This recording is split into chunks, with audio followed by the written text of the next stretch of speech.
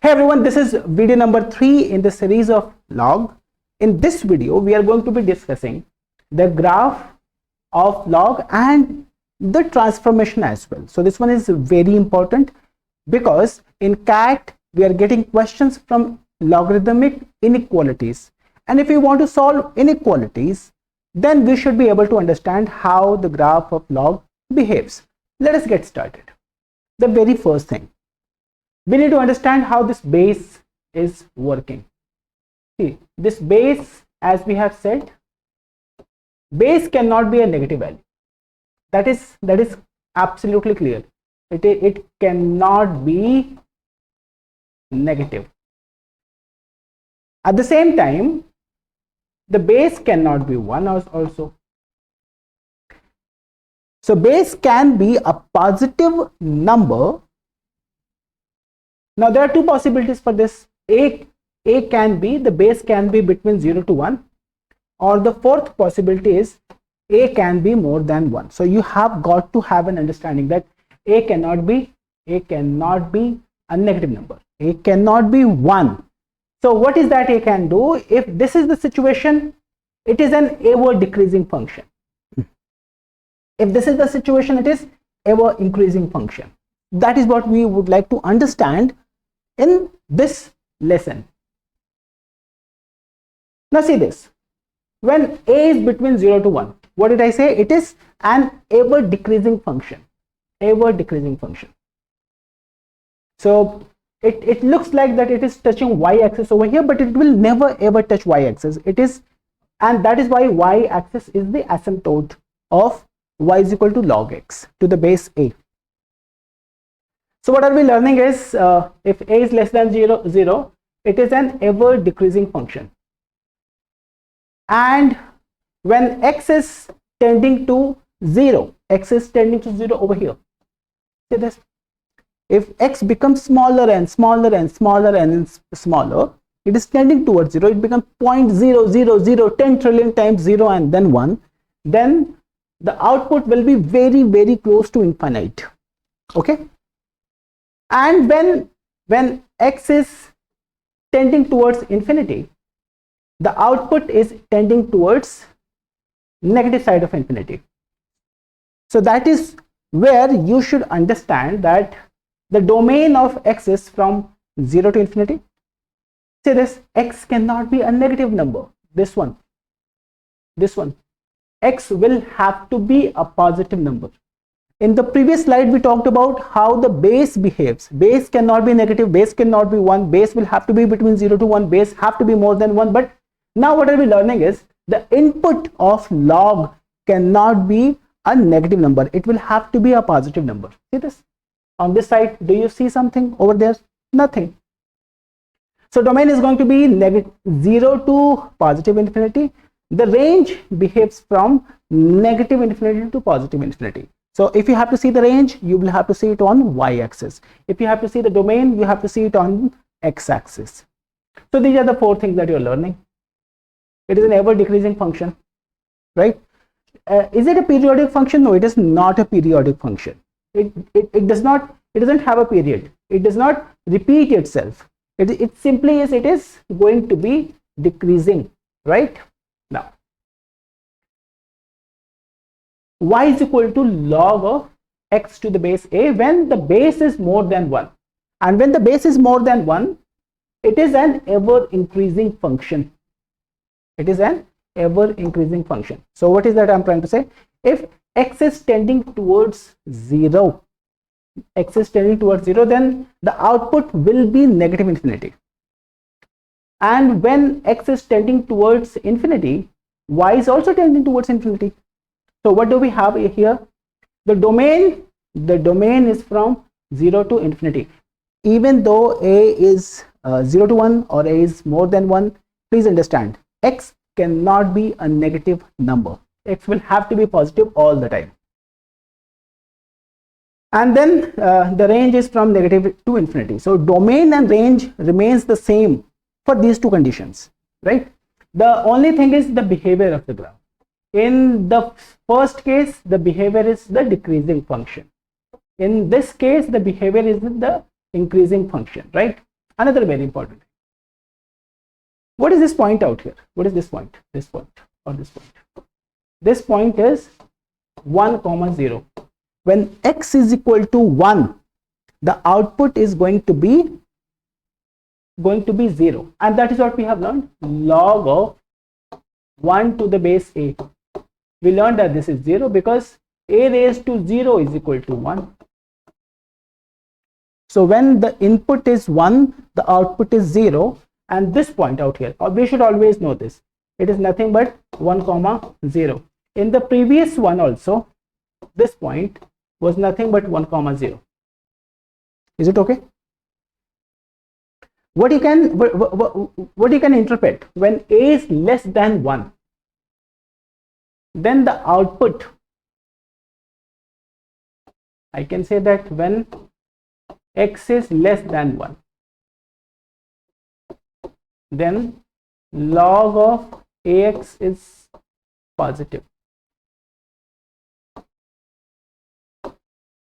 When x is from 0 to 1, isn't it?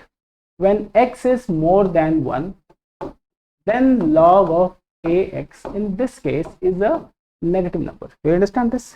When x is from 0 to 1, when a is between 0 to 1 and x is also between 0 to 1, then the output is positive. When x is more than 1, the output is negative. That is what I'm trying to tell you in this one. Is this okay? And over here, if I have to write down these two conditions, how would I write it down? I'll say that when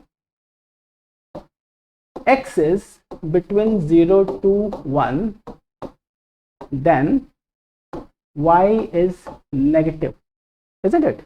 Say this over here, 0 to 1, the y is negative. And the second condition is when x is more than 1, then obviously y is more than 0, or over here on this side. Is this okay? So this is something that you should know. If you understand this, your problem will get simplified.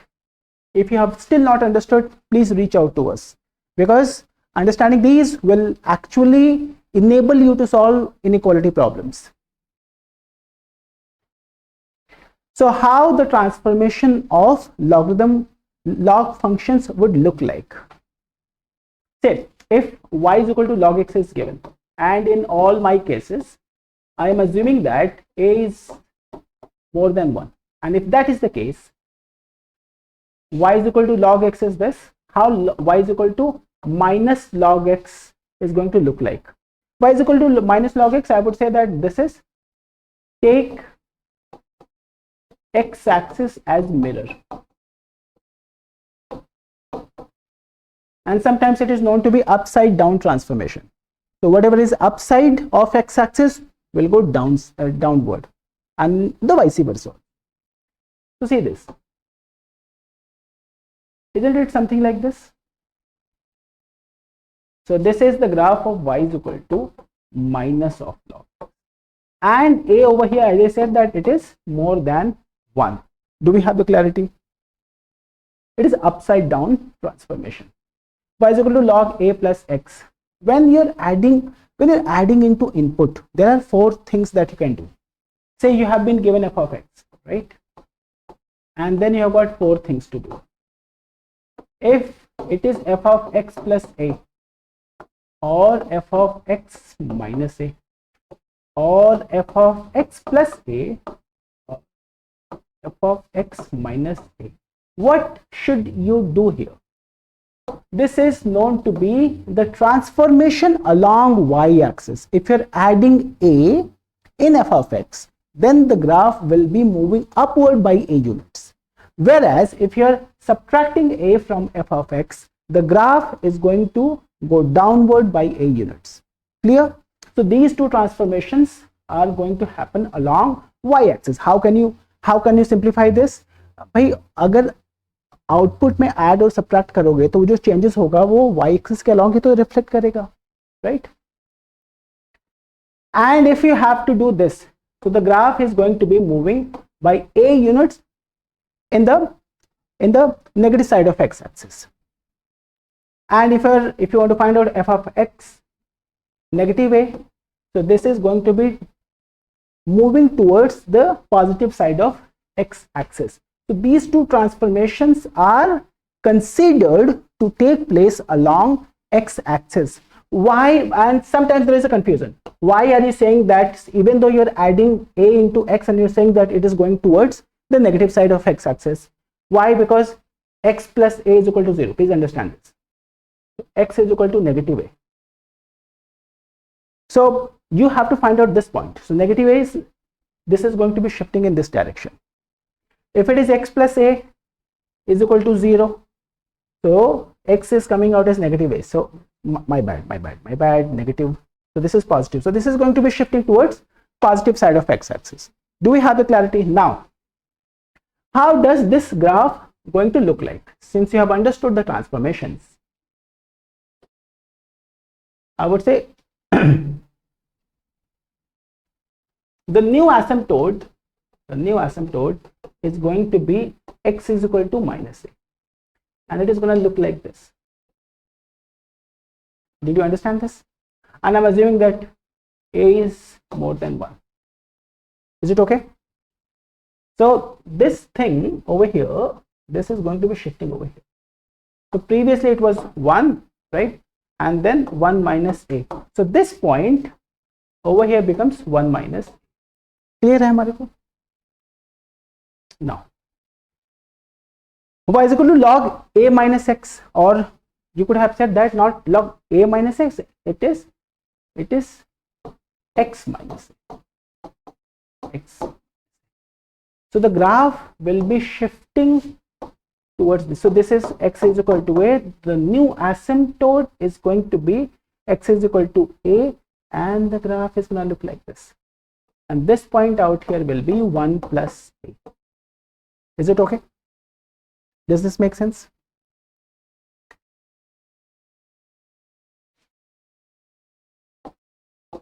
So x plus a we have done, right? X minus a. Oh, this x plus a is something different. Log x plus a. So this is the transformation along y-axis. So this is going to look like this. It doesn't make a difference. If you shift it by a units, it still is going to look like y is equal to log x, isn't it? And if you do so, the graph still is going to look like, now this is a mystery. You're saying that you're adding a, but then still you are saying that the graph is going to look like y is equal to log x. It is going to look like y is equal to log x, because what are you doing is from all the outputs you're subtracting a, but still the nature remains the same, isn't it? How this is going to look like? Y is equal to log x minus a. So there are two transformations. One transformation, number one, is by a units on the right side of x-axis, and second, by b units, it is going to be on the upward side. Is that okay? And then you can find out the answers later. How log mod of x is going to behave? See, this, what is the interpretation of mod of x? So x can be a positive number or a negative number, but mod x will have to be a positive number, isn't it? And if you look at your graph, x any which way is a positive number. X cannot afford to be a negative number.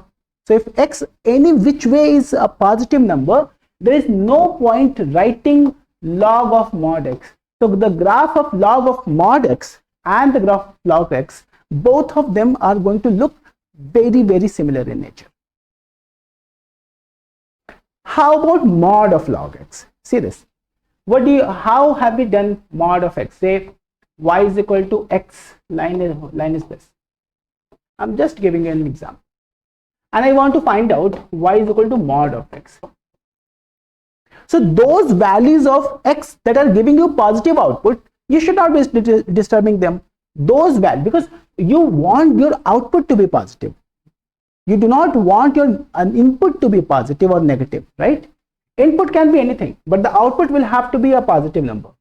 So these values over here in my example, these values of x are giving the positive output. So I am not going to disturb them.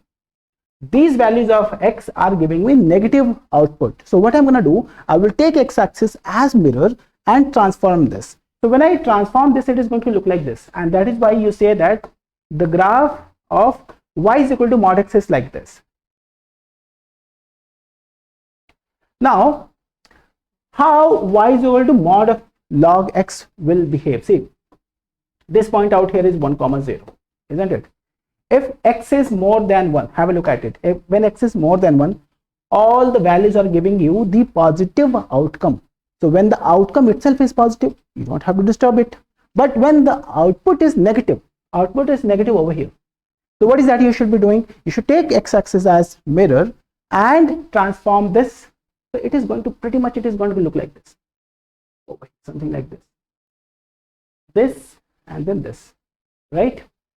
So I hope you have understood how the graph of y is equal to mod of log x is going to look like. So let me do the quick recap for you. What is that we learned in this video? Number 1, the base cannot be negative, base cannot be 1. So base will have to be either between 0 to 1, or it can be more than 1. When the base is between 0 to 1, it is an ever decreasing function. When the base is more than 1, it is an ever increasing function. Do we have the clarity? Then we learned how the graph of y is equal to log x looks like. And then we learned the transformation. Y is equal to log x plus a, upward by a units. Y is equal to log x negative a, downward by a units. Y is equal to log in the bracket x plus a, on the negative side of x-axis by a units. Y is equal to log x in the bracket x plus a. It is going to be shifting towards x positive side of x-axis by a units, right? When you have to make y is equal to log of mod x, it is very similar to y is equal to log x, because the input any which way is positive in our case. And when you have to design y is equal to mod of log x, so those values of x that are giving you positive output, do not disturb them. Those values of x that are giving you negative output, take x-axis as mirror and transform it. तो जो नीचे है उसको ऊपर भेज दो, आपका काम खत्म हो गया. So if you're understanding this thing, in the next video, I'm going to be talking about logarithmic inequalities that is very important for your CUET and IPMAT examination. So I'll see you there.